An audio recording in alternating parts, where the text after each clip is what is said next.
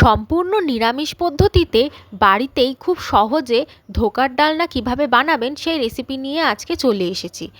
তো আমি সবার প্রথমে 250 গ্রাম মতো ছোলার ডাল ওভারনাইট ভিজিয়ে রেখেছিলাম। পরের দিন আমি একটি মিক্সিং জারের মধ্যে ছোলার ডালগুলো নিয়ে নিলাম, আদা, কাঁচা লঙ্কা, পরিমাণ মতো নুন আর অল্প একটু জল দিয়ে পেস্ট করে নিয়েছিলাম। আমি এখানে মিক্সার গ্রাইন্ডারেই করেছি, তো আপনারা চাইলে শিলনোড়াতেও করতে পারেন। ডালটা খুব মিহি করব না, একটু দানা দানা থাকবে। এবার আরেকটি মিক্সিং জারের মধ্যে 3 চামচ মতো পোস্ত আর কাজু দিয়ে একটা পেস্ট বানিয়ে নিলাম।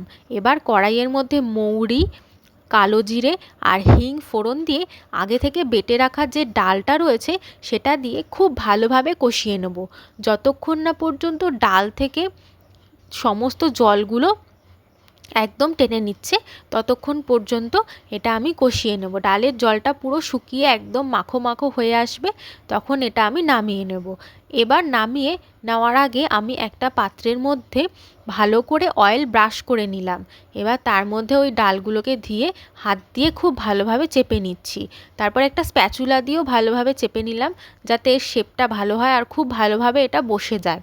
এইভাবে হাত দিয়ে চেপে নেওয়ার পর প্রায় আধা ঘন্টা মতো আমি ডিপ ফ্রিজে রেখে দিয়েছিলাম। তারপর আমি আমার পছন্দ মতো এই বরফি শেপে কেটে নিচ্ছি। আপনারা চাইলে আপনারা যে কোনো শেপে এটা কেটে নিতে পারেন, তবে বরফি শেপেই এই ধোকার ডালনা বানানো হয়ে থাকে।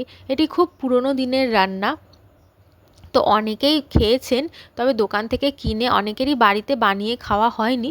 তো আপনারা এইভাবে ঠিক বাড়িতে সম্পূর্ণ নিরামিষ পদ্ধতিতে ধোকার ডালনা বানাতে পারেন। দেখুন ধোকাগুলো ওদিকে কাটা হয়ে গেছে। এবার কড়াইয়ের মধ্যে তেল দিয়ে ধোকাগুলোকে ভাজতে দিয়ে দিচ্ছি। একদম লাল লাল করে ভেজে নেব, যাতে কাঁচা না থেকে যায়। দেখুন ভেজে আমি তুলেও নিলাম। এবার ওই একই তেলের মধ্যে শুকনো লঙ্কা, তেজপাতা, এলাচ, দারচিনি, লবঙ্গ আর গোটা জিরে ফোড়ন দিয়ে দিলাম।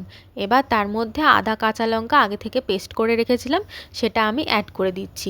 কিছুক্ষণ কষিয়ে নেওয়ার পর দিয়ে দিচ্ছি টমেটো বাটা।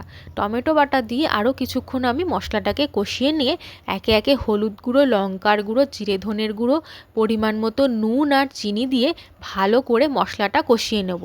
মশলা থেকে যখনই তেলটা ছেড়ে আসলো, ওপর থেকে কাজু আর পোস্তর পেস্টটা আমি অ্যাড করে দিলাম, দিয়ে আবার খুব ভালোভাবে মশলাটা কষিয়ে নিচ্ছি। দেখুন মশলা থেকে তেল ছেড়ে আসার পরে আমি এখানে 1 বাটি মতো জল অ্যাড করে দিয়েছিলাম। ঝোলটা ফুটে উঠলে ওপর থেকে গরম মশলা আর ঘি দিয়ে একদম সবার শেষে ধোকাগুলোকে অ্যাড করে দিলাম, যাতে আগে দিলে ধোকাগুলো ভেঙে না যায়, তাই সবার লাস্টে অ্যাড করলাম। রেসিপিটি ভালো লাগলে অবশ্যই আমার চ্যানেলটি সাবস্ক্রাইব করে দেবেন, আর কেমন লাগলো কমেন্ট করে জানাবেন। নিরামিষের দিনে অবশ্যই বানাবেন।